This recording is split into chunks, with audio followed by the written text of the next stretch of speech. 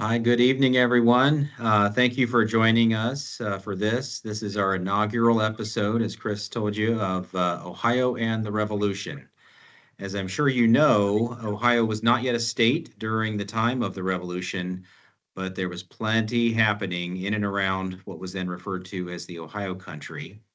And that's why we're here tonight. So to get this conversation started, my name is Todd Kleismit, and I have the high honor of serving as the Executive Director for the America 250 Ohio Commission. I'm pleased to share with you that we have roughly a dozen or so subject matter experts who will be joining us on what is planned to be a total of 8 episodes of this Ohio and the Revolution between now and the end of 2026. Tonight, I'm delighted to have 4 of them with us, and they bring a wide range of expertise to help kick off our conversation this evening. So without further ado, let me take a few minutes here just to introduce them to you. Glenna Wallace is the chief of the Eastern Shawnee Tribe of Oklahoma in Ottawa County, Oklahoma, one of 3 federally recognized Shawnee tribes. Since 2006, Chief Wallace has served as the tribe's first ever female chief. She works with federal, tribal, state, community, and individual entities, consistently emphasizing education, historical preservation, rebirth of cultural awareness, and economic security issues. She worked in the Eastern Shawnee Business Committee for 18 years prior to her tenure as chief. Chief Wallace has also worked at the Crowder College in Neosho, Missouri. I hope I pronounced that right. For more than 38 years as an instructor, department chair, division chair, director of travel, and interim academic dean. She taught more than 25,000 students and traveled to more than 70 countries. I've heard her talk about that. It's pretty amazing. Chief Wallace has served on the Kansas City University Board of Trustees. She has done an awful lot throughout her career. She'll probably share some of that with us tonight. She's also been heavily involved with the UNESCO World Heritage effort here in the state of Ohio. I've had the honor of working with Chief Glenna for years now on the Ohio's World Heritage efforts, and I'm certain that Chief Glenna will have a few things to say about that this evening. Also joining us is Madison Bastress. Madison is a non-native doctoral candidate in the history department at New York University. She is currently a visiting scholar at the Miami Center in an initiative directed by the Miami Tribe of Oklahoma in partnership with Miami University in Oxford, Ohio. Her research examines Miami ecological knowledge and place-based political strategies in the 17th and 18th century Great Lakes and Ohio River Valley. So thanks for joining us, Madison. Logan York is the Tribal Historic Preservation Officer for the Miami Tribe of Oklahoma and a citizen of the tribe. He has a bachelor's degree in anthropology from Miami University with minors in history and archaeology. Logan serves as a representative on the Ohio Historic Preservation Advisory Board and a dozen other boards and leadership teams. Logan came to work for the tribe in April of 2022 after previously working for Rebecca Hawkins, the consulting archaeologist for the Miami Tribe. As the Tribal Historic Preservation Officer, he is part of the Cultural Resources Office team in the Miami Tribe's ancestral homeland. And Mary Stockwell is also with us this evening. Dr. Mary Stockwell received a Ph.D. in history from the University of Toledo and was a professor of history and department chair at Lourdes University. She has been a research fellow at the New York Public Library and the William L. Clements Library at the University of Michigan. Since her early retirement from her academic career, she has become a full-time writer. She is the author of several books, including Unlikely General, Mad Anthony Wayne and the Battle for America, Interrupted Odyssey, Ulysses S. Grant and the American Indians, The Other Trail of Tears, The Removal of the Ohio Indians, Woodrow Wilson, The Last Romantic, and history books for students, including The Ohio Adventure. Her latest publications include Reflections on Settler Colonialism, Tippecanoe, an American epic, a look at Harrison's 1840 campaign as an epic retelling of his battle against Tecumseh, and Where East Meets West. East meets Midwest, exploring a regional divide, and Edith Wilson, my memoir in her own voice, how First Ladies use autobiography to tell their own stories. So welcome to our panelists. So we are just kicking this off, and yeah, I'd like to start by just painting a picture for our guests tonight about what 18th century Ohio looked like around the time leading up to the American Revolution. Before doing so, the land we call Ohio had a very long history before this period. We're not going to have a lot of time or take the time to describe that lengthy period. We've had, Ohio was once covered by glaciers. We had mastodons and the early geologic and archaeological history. Too much to recount tonight, but I think it's an important point out to point out some of the important features of early Ohio. So I am wondering with Madison, I think she was having some trouble unmuting, but I'm wondering if Madison, if I could start with you, or if you're able to unmute, what would people exploring the Ohio country well before the 1800s have seen here? Are you able to join us, Madison?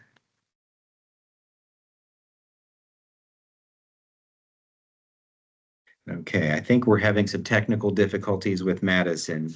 So I think maybe we'll see if we can work that out. Why don't I go over and start with Chief Glenna then? So Chief Glenna, I imagine one of the more striking topographical features people would have found in the past 2,000 years here in the Ohio country are the earthen mounds. You're joining us tonight from Eastern Oklahoma, but you obviously know a great deal about the mounds that were in Ohio and those that are that remain here largely intact.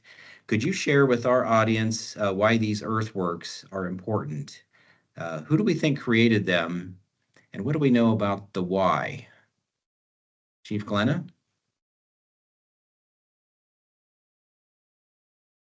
And you're still on mute. Chief Glenna, you'll have to unmute yourself, please. This is a topic that's a beautiful visual that you have there now. And when people think of mounds, they typically think of a conical structure. And many of the mounds are indeed conical structures. But before I talk about that, let's just talk about what the mounds are made of. And when we say mounds, some people think, well, they're made of dirt or they're made of soil. That's not a term that we use, or at least a term that I use. Mounds are made of Mother Earth, and there's all the difference in the world between the terms Mother Earth and dirt. Dirt is something that I sweep up from the floors of my house. Dirt is something that gets under my fingernails, and I want to be rid of it. Dirt is something that blows when we have storms and dust bowls and so forth. Mother Earth, as Native Americans, we had different concepts than other entities had regarding land. We never believed that land could be owned. We never believed that you bought or sold land. Land was something that was created and created by the Creator, created for us with special emphasis. You couldn't own a star, you couldn't own a comet, you couldn't own rain. These are all entities that come from nature and have special attributes to them. So Mother Earth was always special to us, and that's one of the difficulties that came about whenever others came to live where Native Americans did.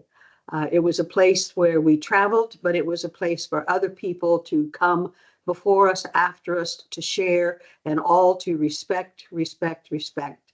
So mounds are, all mounds are not the same. They're not the same shape. They're not the same size. They don't even have the same emphasis. It is true that in many mounds, they were burial places and that there were human remains, but all mounds were not for human remains. All mounds were not conical in shape. Some mounds are shaped almost like a they call it a loaf mound, for example, Site Mound there in Ohio. Very tall, very long, broad, shaped like a loaf. Some mounds are like earthen walls, not the conical shape at all. Some mounds are earth top enclosures. All of them, though, contain a part that is sacred to us in many different ways. Obviously, if they have the human remains, obviously they are sacred.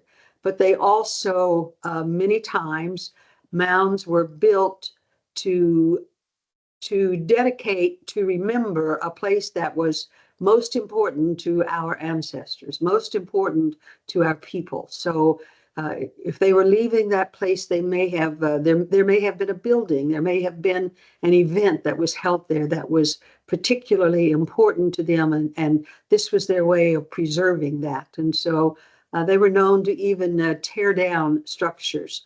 For example, Site Mound, it is thought that that was an extremely large building, 7,000 feet or more, and torn down, and then Mother Earth covered all of that.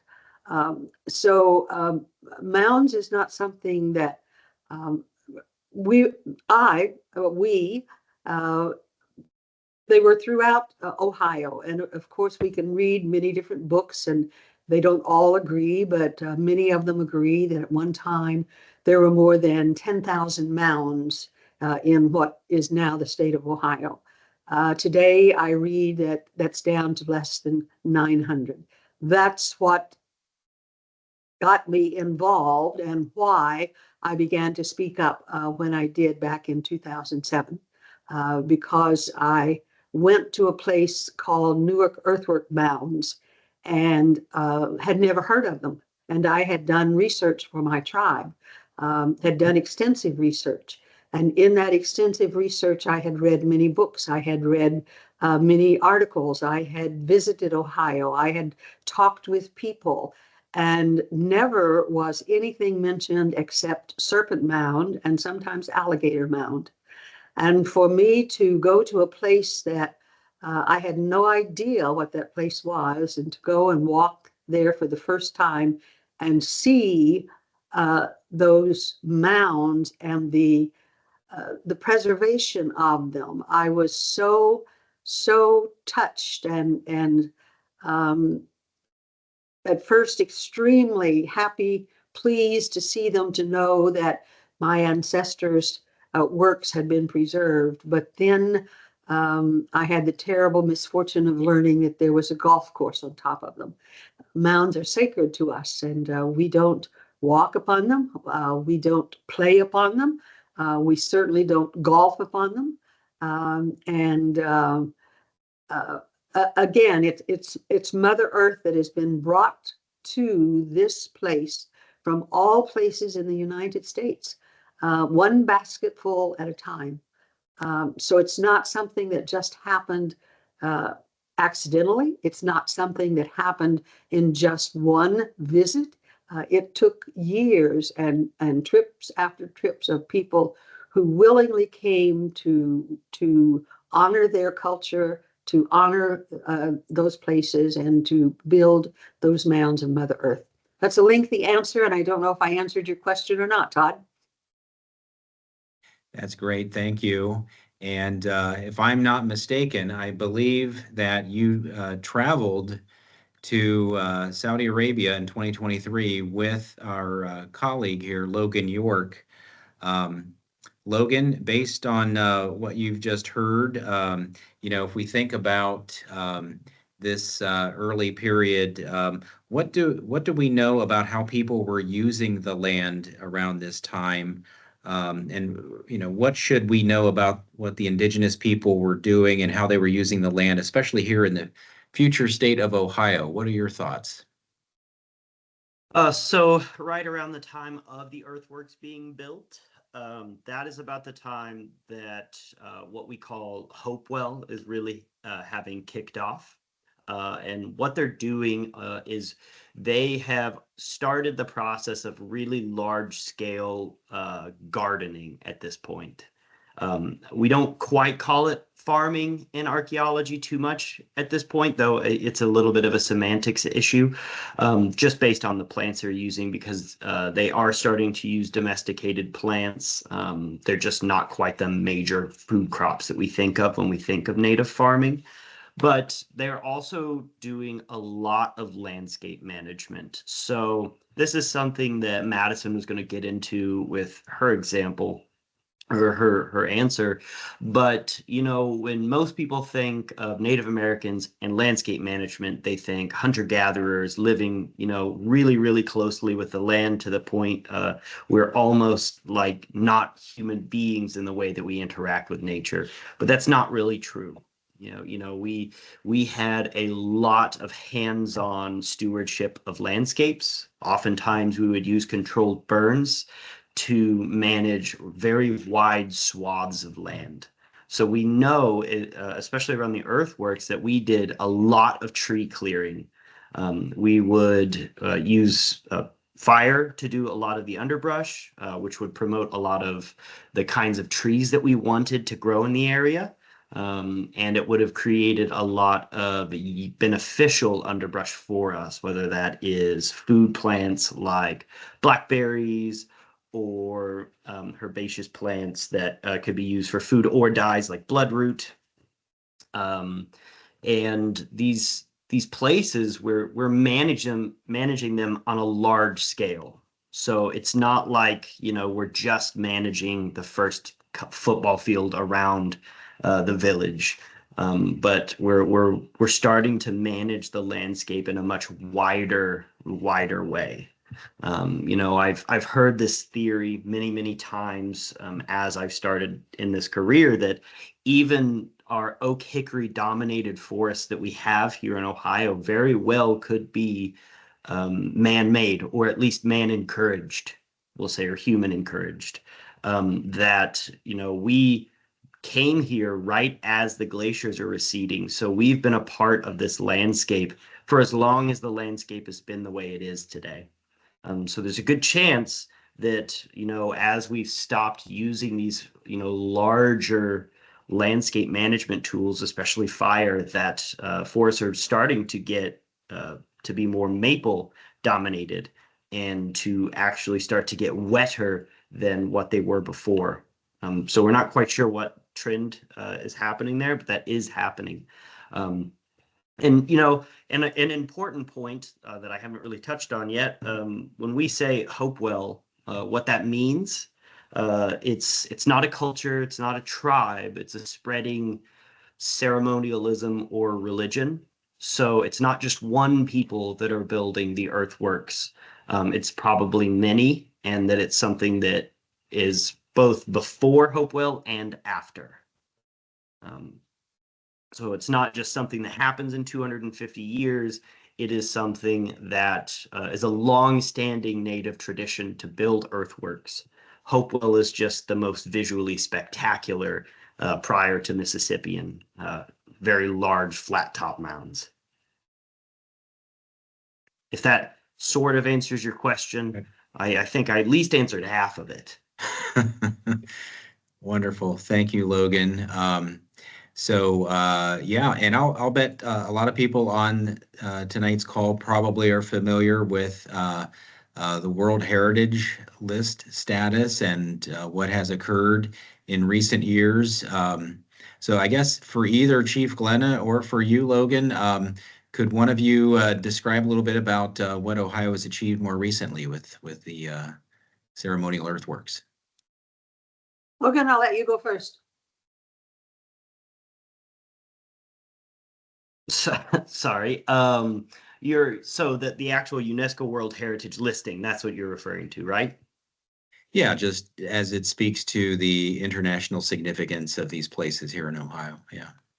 Okay. Yeah. So myself and Chief Glenna and a couple other representatives were very lucky enough to have served as a delegation from our tribes that was sent to Riyadh, Saudi Arabia, for the World Heritage Convention. And there we successfully presented and didn't need to defend, which we thought we might have. So we were all very nervous about it going in. Presented and successfully got these UNESCO, I guess they weren't at the time, but these earthworks on the UNESCO World Heritage List that, these world leaders in history recognized the uniqueness and human genius that these things displayed. That we were able to get on this list is amazing. The fact that we were able to get on this list with 4 minutes of presentation and not one single word of opposition after listening to an hour-long argument just prior to this was, even more telling about these sites, that these aren't just piles of dirt. These are, the best visual example of what our ancestors were able to achieve when our communities were healthy and striving towards a common goal. We were able to do things that the entire world recognizes as being worthy of listed on the greatest achievements humankind has ever made. Can I add to that now? Absolutely, please do. I'm not going to take for granted that everybody knows about what World Heritage is. So I'm going to go back first and say that World Heritage sites are the most famous sites in the world. They are the examples of the Great Wall of China. They are the pyramids of Egypt. They are Mount Uluru or Ayers Rock in Australia. They are the Colosseum. They are the Statue of Liberty. It's the Grand Canyon. It's Machu Picchu. So all of those places that people hear about and read about, those are World Heritage sites. When we were able to go to Saudi Arabia, at that time, I think the number was 1,199 World Heritage sites in the world. The United States is the one that began this program, and yet of 1,199 sites in the world, the United States had only 24. 24, and we became the 25th.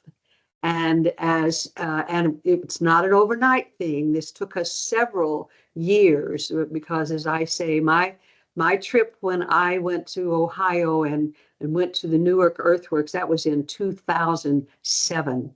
And so this was a long journey to achieve, and it can't give enough credit to Ohio History Connection, can't give enough credit to Bert Logan, who was the CEO at that time, can't give enough credit to the people there in Ohio who actually had this dream.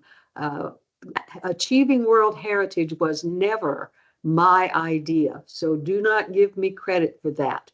I didn't know that anyone in Ohio even knew about Newark Earthworks, and when I saw them for the first time and I cried because of what I was seeing, and I walked down that viewing platform steps and said, I can't understand why someone has let a golf course be on top of these wonderful things, and it isn't acceptable.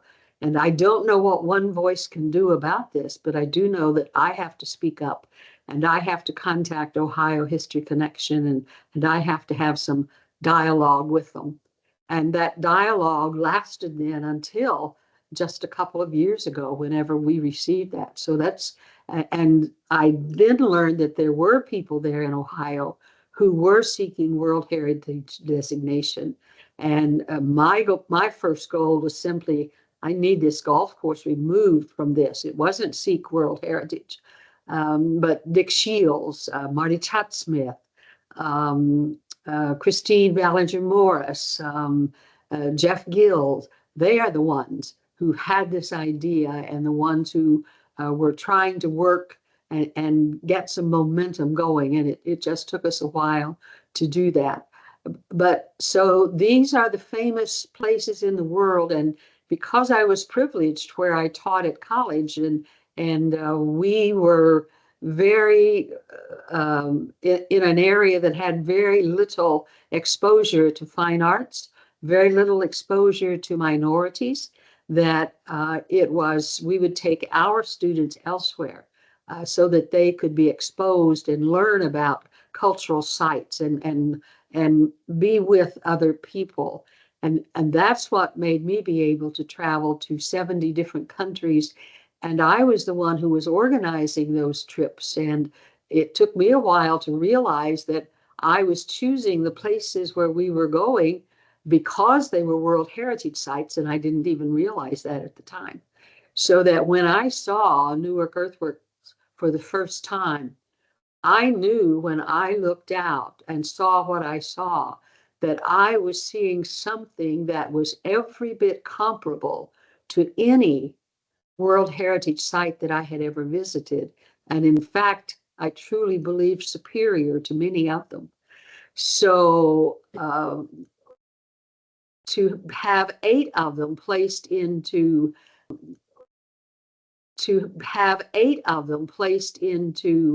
World Heritage status, that is remarkable for Ohio. And we will have visitors there from all over the world, because just as I was planning trips to take my students and my community to places all over the world, that's happening elsewhere, and they're going to be coming to Ohio. So treasure what you have, preserve what you have. It's just absolutely phenomenal. Thanks, Chief Glenna. I love that perspective. And, Ohio readopted an old catchphrase for the state that Ohio is the heart of it all. And, based on what we know was happening 2,000 years ago, the Ohio country was the heart of it all. It truly was. I've heard many people say that if Julius Caesar had the opportunity to come to North America, he would have chosen to come to Chillicothe, Ohio, because that was the heart of the culture. That was the heart of North America. And it's just taken some of you a while to realize what a treasure you have there. And that they just must be preserved. And the best way of making sure that they're preserved is indeed World Heritage. Mm-hmm. Fantastic. A little earlier, we had to miss out on Madison Bastress, but I think her technical issue has been resolved, and want to welcome Madison to the conversation here. Madison, you know a lot about the landscape. We're going to go up to now 18th century Ohio, waterways, animals, and trees in the landscape. Can you shed some light on what 18th century Ohio would have looked like from the research that you've done? As Logan mentioned, the oak hickory forests and beech maple forests made up a lot of the woodland areas, and the controlled burns and management of those areas were instrumental, not only for the health of the woodlands, but also because it created ideal hunting environments, and it also made space for blackberries and other shrubs. Additionally, the trees that created the nuts and persimmon trees were an incredible resource as well. And so foodways are one of the ways that we can think about some of these diverse relationships. And a lot of woodlands, prairies, wetlands were used seasonally based on what was available at certain periods of time, but the communal memory lasted, over centuries. And so these were places that were often shared places that were meaningful to many nations in the region. So there's a picture of blackberries there. And as Logan mentioned, not only foods, but also dyes. So this is a picture of bloodroot, and is one of many dyes that also were available in woodland areas. And so in addition to woodlands, wetlands were also incredibly important. So one of the most well-known wetland areas in Ohio is the Black Swamp. And wetlands provided foods, but they also provided building materials. And so this is an example of a cross-section of a cattail mat that Jared Nally, who's the Deputy Tribal Historic Preservation Officer for the Miami Tribe of Oklahoma, recently made. And you can see in that cross-section the same structures that allow cattails to grow well in water are also the same types of things that allow the same structures that make cattails really good insulators. And so cattails mats created really warm and dry homes. And so there's lots of ways in which the landscape influenced how people lived, and people then in turn structured their environments based on the utility of these places. And you can see that you mentioned rivers as well. You can see that in the choice of locations of where people are living. Most towns are at the confluences of rivers. And as Logan mentioned, some of the agricultural importance of floodplains that were very agriculturally rich. And so towns often had miles and miles and miles of agricultural fields along floodplains. Additionally, the confluence of rivers created diverse fishing opportunities. So especially if a town was located where a larger river met a smaller river, that allowed for a combination of different types of fishes that might prefer higher turbidity or slower currents. And so you have some examples here. This is from the Codex Canadensis, which is a 1700s document. And you can see here examples of whitefish, pike, and trout. Also gar, and the description here says that it's 12 feet long and 6 feet wide. And so you can imagine the size of some of these larger fish in the larger rivers. But smaller fish, sturgeons, bass, those were all important resources as well. And so you have a very diverse landscape that was made even more diverse by native management systems and also agriculture, which just added to the diversity of the region. Terrific. Thank you, Madison. And yeah, your volume is just fine now, so that's great. Thanks again, everyone, for being with us this evening. We're talking about Ohio and the Revolution, and pleased to have several subject matter experts with us. In our next episode, we'll talk more about some of the specific American Indian tribes and the tribal leaders, some of the early colonial settlers and those interactions. But before we get to that in the future, I want to bring author Mary Stockwell into this discussion and see what her perspective is about what we've been talking about this evening and how it came to shape future Ohio and how early European settlers would have viewed this land. The first 13 states were originally British colonies. The next 3 states were carved out of those former British colonies. Ohio was then created out of the Old Northwest in lands being utilized by American Indian tribes. I wonder, Mary, do we have a sense for just how different, if at all, 18th century Ohio was from the 16 states that preceded it? Interested to hear your perspective on this period of time. Let me just say, can I say just one thing? I first learned Ohio history officially in grade school. I was 10 years old, and that was quite a while ago. And we never ever called any mound dirt. We learned about the Medina people, the Hopewell people, Fort Ancient. And I was mesmerized by, all children are. And I was so lucky, 25 years ago, I was asked to write a book about Ohio. And I got, for children, and I got to write the Ohio Adventure. And I can tell you the mound builders have a place of honor in that. I've traveled all over the state. I hope the children who read it and the children I meet continue to have this immense honor for all the people who built all these tremendous mounds. I guess that's the first thing I would say. Second thing I would say, I would not call us Europeans. We are American colonists, almost from the start. To cross that ocean and to be a descendant of the people who came across those oceans, you forgot Europe pretty fast. And the term American was used in much of the 1600s, definitely by the 1700s. So I guess that's the one thing I would say. And just a tip that's in the future, we have an absolute eyewitness account of what the forests in Ohio looked like once the surveyors come in with the land ordinance of 1785, and they're going to survey the whole Ohio country in these 6 mile by 6 mile blocks. They were required to write down what the trees were.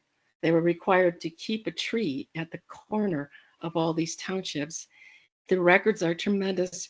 And in the 1930s, scholars from, I think, Ohio State went back and they read them all, and they drew maps of what this beautiful state and now this beautiful part of America looks like. So I spent a lot of time reading those to try to see what did the country look like to the people who were coming here in the time we're talking about now, the 18th century.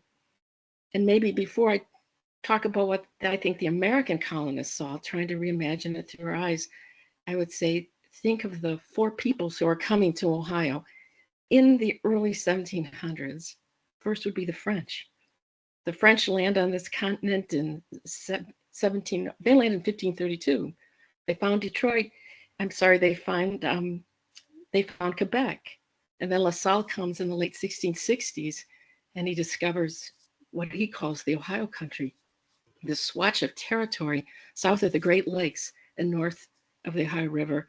And the French are astounded at its beauty.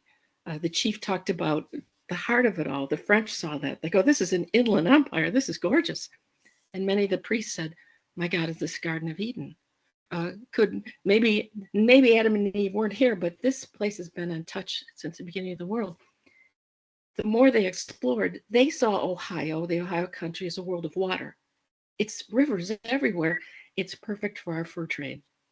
We want Ohio. It's ours, the tribes who will ally with us with the fur trade. Another group wants Ohio at this time and claims it. That's the Iroquois. The Iroquois, who are the 5 and 6 great nations living in upstate New York, they declare this their country. Everybody get out. This is our hunting ground. Not for the French, not the Shawnee, not the Fox, not anybody. Our hunting ground. And we take the furs and we go back and get the guns and things we need from the Dutch and the English. The next group of people who come in are many of the people running from the Iroquois. We nickname them the historic tribes, or the tribes that the French start to notice and write down, with the Wyandot leading the way in from the 1720s onwards, escaping from the Iroquois. The Wyandot were so important and so honored as the first tribe to come in, not the Iroquois, but a tribe to settle here in early modern times. You had to ask the Wyandot if you wanted to come into this country. You've got to ask them, because I know we talk about the tribes don't own land, but they dominate land, and you have to honor certain ones.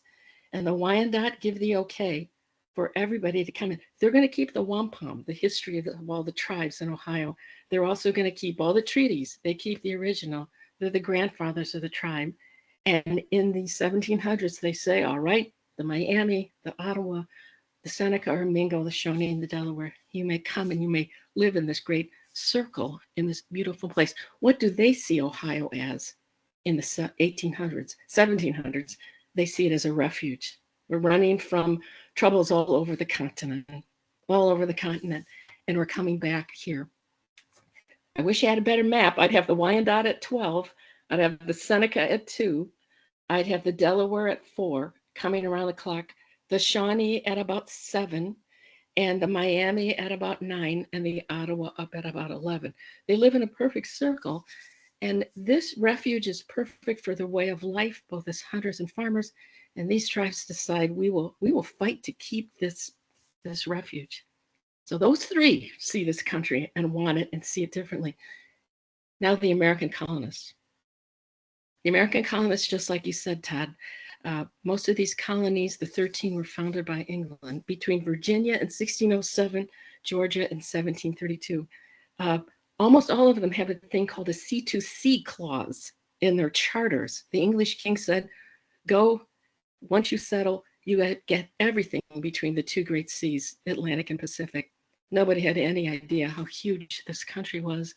But the one colony that understood this better and makes a real claim on the ceded sea clause is Virginia. I sometimes call Ohio Virginia over the mountains. The Virginians get here in 1607 when they're still struggling to survive at Jamestown.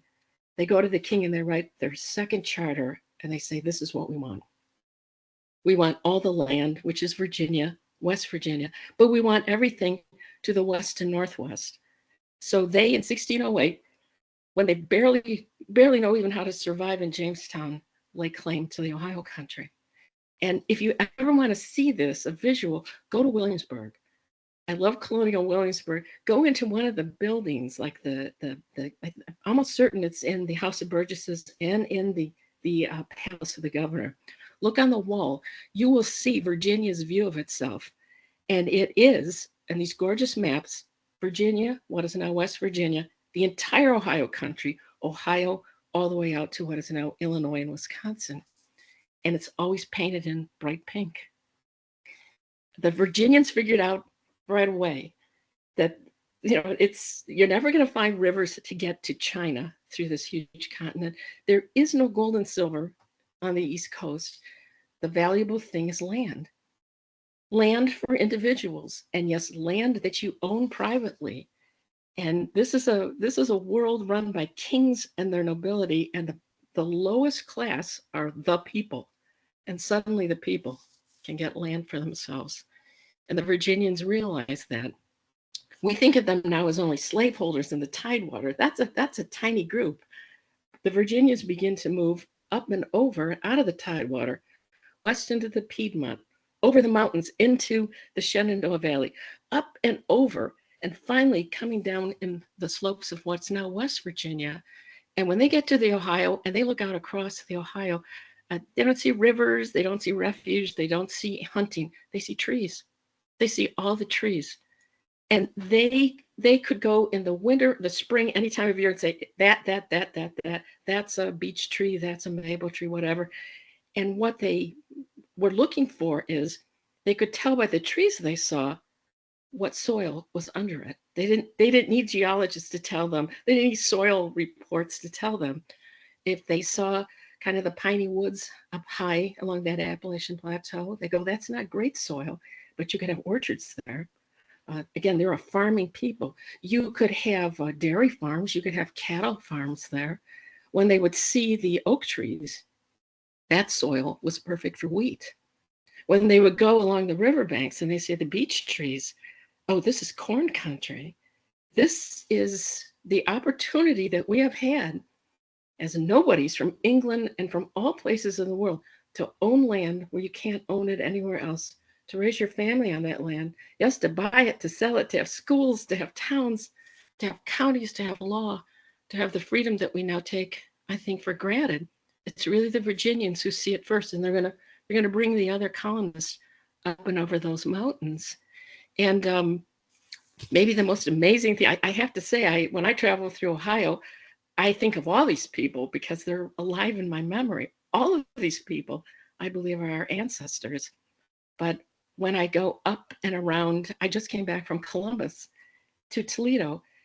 It's a wonderful time to go up US 23, swing around Ohio 15, come up 75. The land is exactly the way the Virginians described it.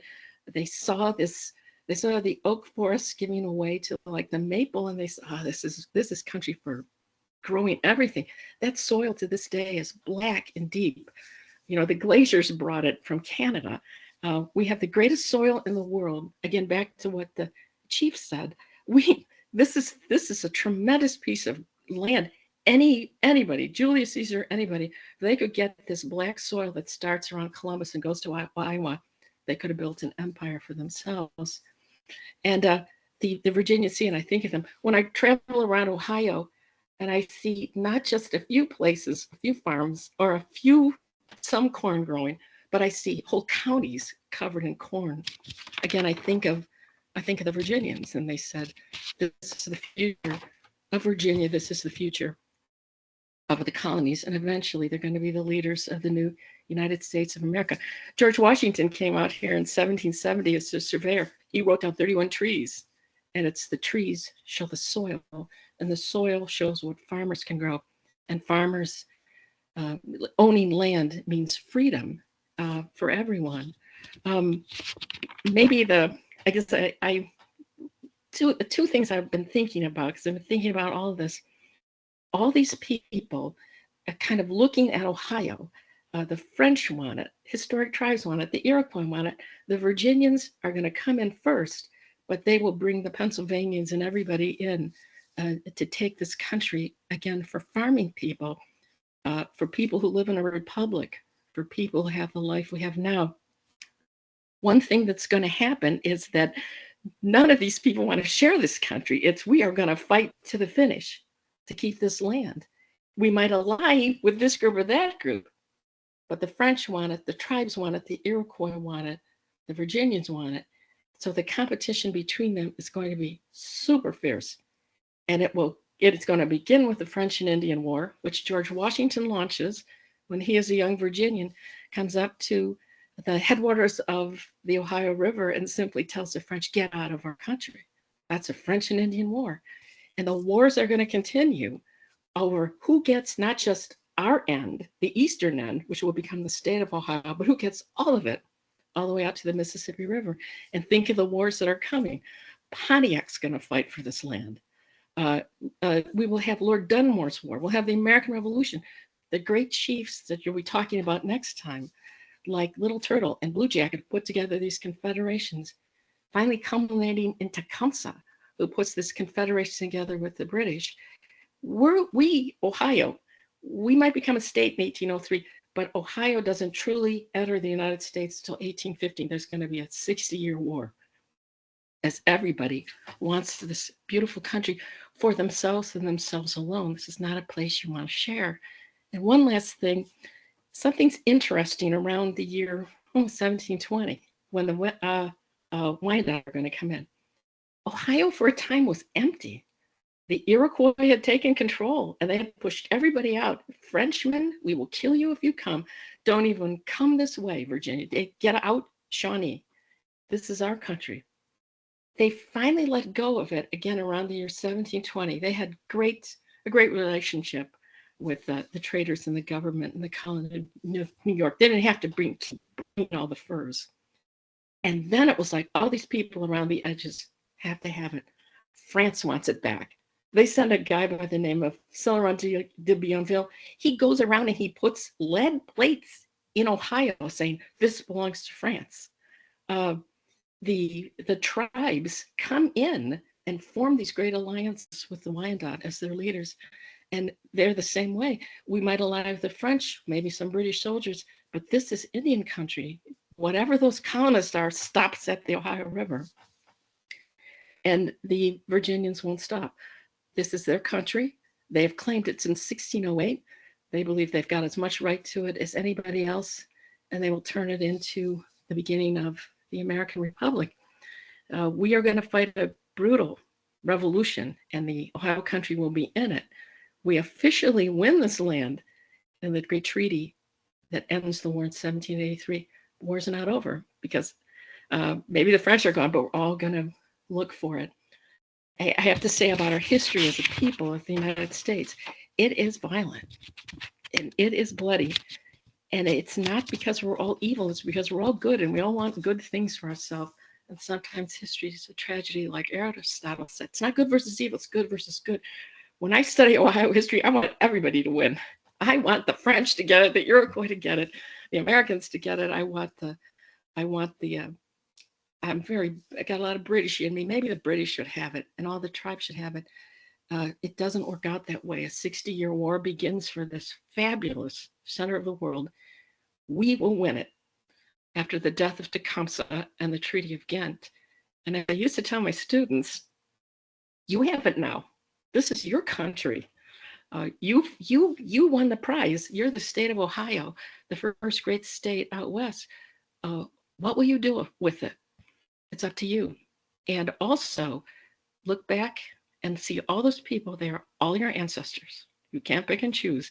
This great story is for all of us. So that's what I've been thinking about. So I'll be quiet. I talk a lot. Well, you just covered a lot of ground there, Mary, and thank you for setting that up. We do want to take some questions from our audience this evening. So, Chris, could I ask you to help us get into some of the questions? But why don't I pause for a second? Does anybody, one of our panelists, have anything to add before we go to questions from the audience? I want to quickly add that since 2007, I have brought 4 different busloads of Eastern Shawnees to Ohio. That's good. And we don't use that past word of saying it was an Eden. Every single time, people who come there for the first time marvel at the beauty of the state, marvel at how wonderful it is, and I always say that we might be here in Oklahoma now, but Ohio will always be our homeland. That our parts of our heart are still there. And so we recognize the beauty there and are so proud of the time that we were there. Yes. Can I ask a question? Of course. Do you go to Fort Ancient? Of course. And do you think Fort Ancient was the home of the Shawnee, which is, I believe that it was, but it's a great debate now in archaeologists and historians. But you believe it, I know it. No.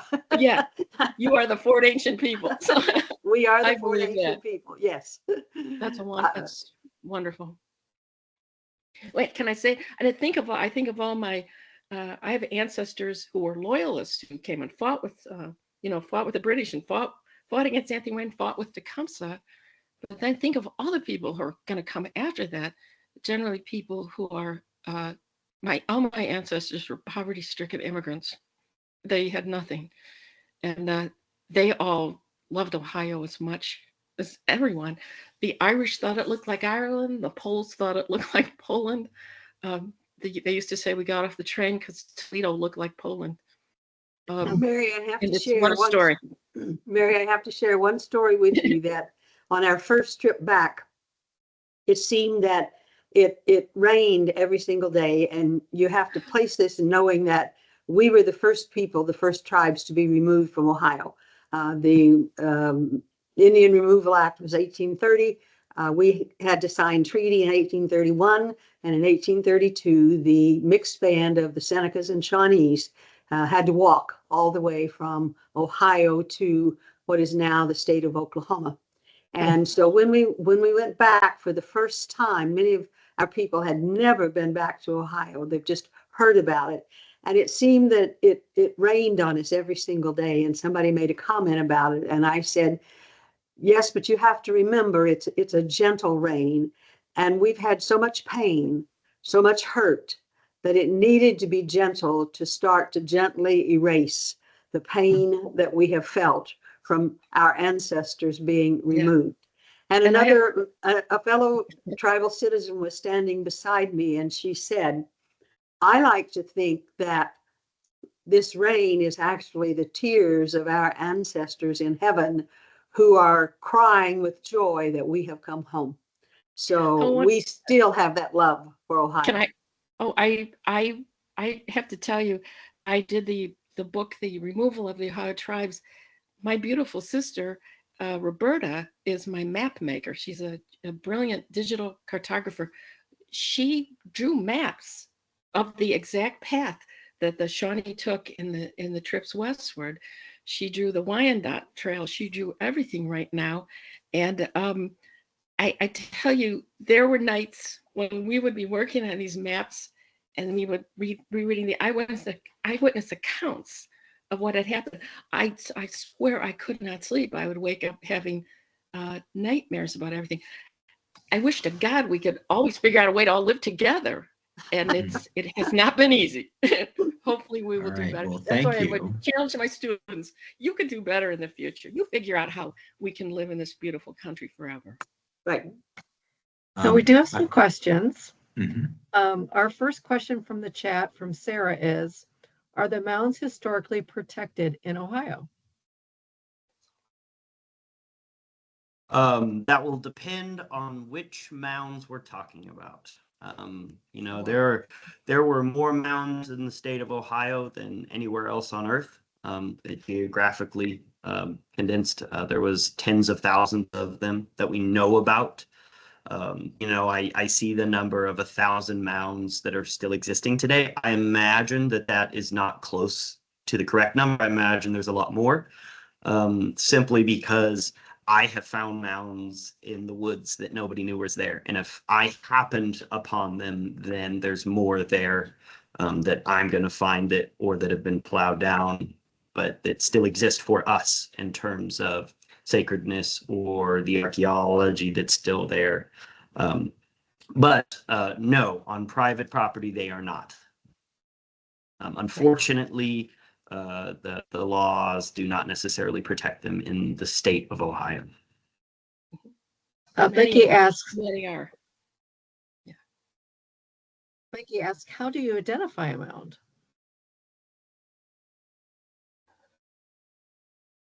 Well, I think the AI's answer is pretty good. It just depends. It depends on the situation of the mound, the integrity of it, where it's at. But it takes a lot of know-how. You can't just see a mound. You can't just see a mound and just know that's what it is, generally speaking. And unless you know what you're looking for, or unless you take geophysical surveys to see what it is, those are the ways that we like to do it now. We do not like invasive testing to see if things are mounds. That is something that we will universally decry. Sarah asked, I think a follow-up here, all 900 mounds in Ohio, are they considered World Heritage Sites? No, no. The World Heritage nomination consists of eight different earthworks. There are 2 in Newark, 5 that are part of the Hopewell Culture National Historical Park in the Chillicothe area, and 1 at Fort Ancient. So those 8 those 8 earthworks in 3 different geographic locations, that's what makes up the World Heritage nomination. Thank you. And I should okay. I should point out, the Fort Ancient earthwork has nothing to do with the Fort Ancient culture. The Fort Ancient culture is something else entirely. Okay. I'm going to shift over to a hand raise. We have a hand raise from Chris Blubaugh. Chris, you can unmic and ask your question. No, this is not so much a question, just a lot of what the panelists were talking about. I appreciate the discussion that the panelists offered tonight. It's one of the challenging things that I'm researching right now with the Albany Congress of 1754. You know, most people that study the French Indian War, you know, that one kind of gets overlooked quite a bit. And a lot of what the panelists discussed about the interaction and the powerful Iroquois Confederacy, the balance of power that they had, as much influence. Most of the European nations had to pretty much understand that if you're going to survive and thrive in the region, you had to broker some type of relationship or a treaty with the Iroquois Confederacy. And this is something that I feel like it kind of gets left off in the fray, you know, when this is discussed with, you know, many of the tribes, you know, something that you get unearthed when you're doing research. You find out how some of the tribes were unhappy that some trading was going on, and various tribes were in the Confederacy were kind of upset that you know, non-Iroquois tribes were ending up with gunpowder and lead and all these things, and they were using this against the Iroquois Confederacy. So I just, my general thoughts were just what was discussed by the panelists, just this powerful interaction that exists that sometimes gets overlooked when you kind of try to study North America. So thank you for everybody. Can I say something too about the Iroquois? They themselves are going to break apart in the American Revolution, but the United States of America, in its first years, has such still tremendous respect for them, even though they're beginning to dissolve. They don't do everything together after the result of the American Revolution. There's no way you're ever going to come to Ohio and settle it, even though you've won it at the Treaty of Paris, unless you go talk to the Iroquois. And the Iroquois will come to Fort Stanwix, and they will give up their claim to Ohio.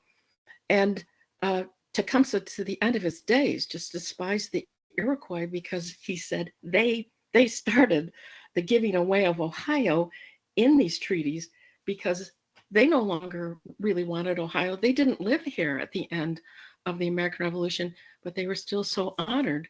They signed the treaties that said we relinquish our control of it.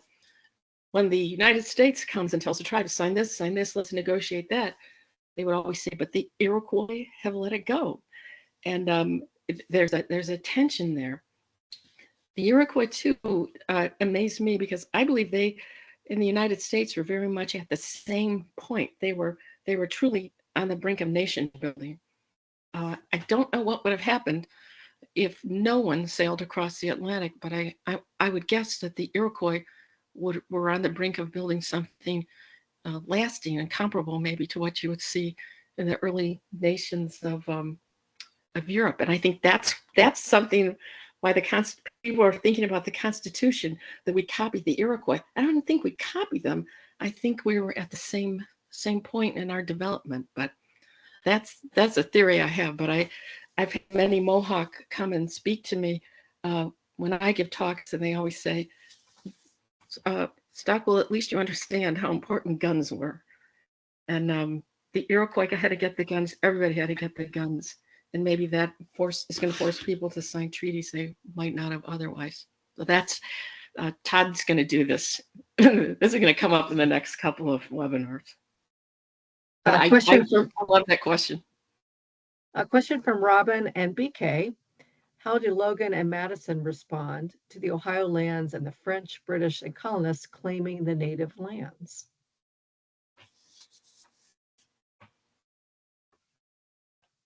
Well, they did. They did. I don't. How do I phrase this? I must disagree a little bit. Our tribes did have a lot of pressure on us during the Beaver Wars to remove from large swaths of the Ohio country. And we did reside with our relatives, the largely Anishinaabe groups, specifically the Potawatomi there along Lake Michigan, because of the pressure of warfare, more so than actual warfare that's killing large numbers of people. But we come back to our homes, back into Ohio. So it's not like we're coming back to new lands here. So, when we talk about history, oftentimes we get this very either Eurocentric perspective on it, and then sometimes very Iroquois-centric perspectives on it, simply because of their relationship with the United States and other colonial powers. I can't say I've ever heard that we ask permission to go back from the Wyandots. That's not something that I've ever heard of before. So I don't want to speak too much. I don't want to speak too much to that. But yeah, that is. We immediately came back to our homes, but we never relinquished our claims on that. These are places that we've lived in. We came into Miamionge at least 1000 AD. That's linguistically where we can tell with our stories. We are here when corn comes. So that means that we're here at least at 1000 AD. And we stay here. There are no major upheavals of populations that I've seen archaeologically speaking, so much as change over time. So we are in Miamionge from this whole time period.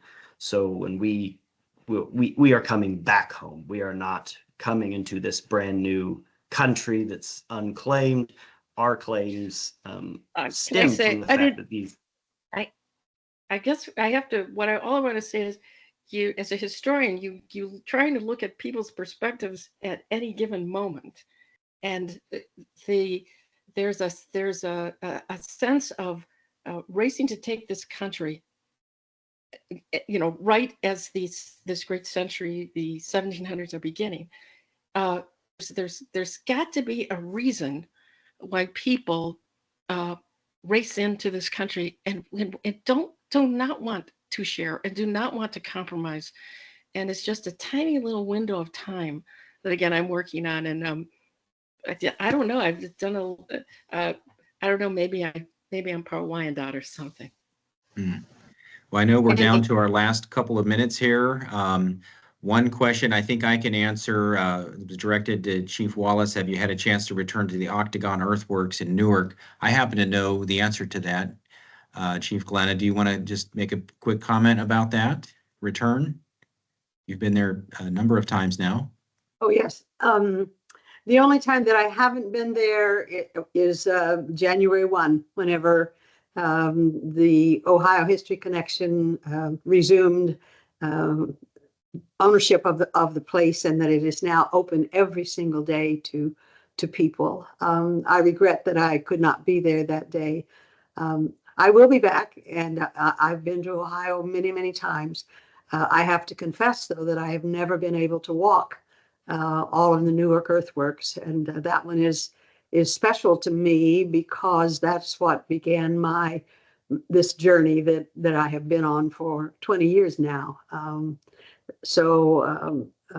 Many, many friends that I've made there in Ohio, and it's just none of this did I plan. It all happened by accident, and so it's take advantage of the things that happen in your life. And then one last question we'll address here talks about, mounds elsewhere like Marietta. Those mounds don't seem to get a lot of attention. One thing I'll comment on and then see if Logan or anybody else wants to comment is, when the World Heritage nomination was being put together, it was initially contemplated with places like Serpent Mound was going to be part of that. And ultimately, the experts at the National Park Service weighed in and said, you really probably need to have this themed to the Hopewell, what they call the Hopewell culture. And so Serpent Mound is a separate World Heritage nomination. It is on the tentative list. But places like Marietta, I think someone with more expertise might want to comment on this. And then we're going to bring things to a close here in a minute or so. Any last comments, either on the World Heritage nomination or other items? Can I tell one interesting story about Benjamin? Okay, go ahead. You start. Yeah, I just wanted to pick up on something that Logan mentioned. I think this idea of connection to place is really important because in the 1670s and 1680s, there are lots of historical records of people returning to place even before sort of like larger scale relocations. And so this connection to place, continues throughout the 70s, 1670s and 1680s and into today. So, this idea that the Ohio River Valley was empty, it was never really empty. You have people moving around during sort of a period of more dislocation, but that period isn't as long as we think it is. And I think it's really important to think about some of those continuities in place. And so and I think it's important to think of disruption too, and that people aren't sitting in one place from time immemorial. The whole continent is in great motion. And maybe also to think everybody feels something for the land, everybody. And one observation that Benjamin Stickney, who was an Indian agent at Fort Wayne, said, he said, I saw the Ottawa Indians in one night build a gorgeous serpentine mound in front of my eyes. And he said they used it as a dance, that it was it guided them in the dance they did when they came together in the summer. And it was one of the most remarkable things I ever read, because we think maybe of them as fortifications and things like that. But an eyewitness saw this, and he remarked he never saw a construction done so quickly, so beautifully. And they celebrated with this gorgeous, of course, dance, as all the tribes did, to dance, to celebrate their license, and that's how they prayed. So it's interesting thing I never heard anywhere else but through Benjamin Stickney's memoirs. That seems Okay. like the perfect moment to wrap it up. Todd, I'm going to let you say the final word. I just want to thank Okay. everybody for coming, but Todd, let's finish it out. Okay. Well, thanks everyone for joining us. This is our first foray into this Ohio and the Revolution webinar series. I hope you'll join us next time. We're going to talk a little bit more specifically about some of the people, the tribal leaders, and some of the early Ohio characters, if you will, that we'll get into that in episode 2 coming up on Thursday, May 15. We'll be sending a survey your way. Thanks for enduring. We had a couple of little glitches here and there, but we're so glad you could join this conversation. I want to thank our panelists, especially for bringing their expertise and being with us tonight. So thanks everyone for being with us. We appreciate it. If you need anything more from us, America250, ohio.org, look us up. Thanks for joining this journey with us, and we look forward to seeing you next time. Thanks everyone. Have a great night. Thank Good you. night.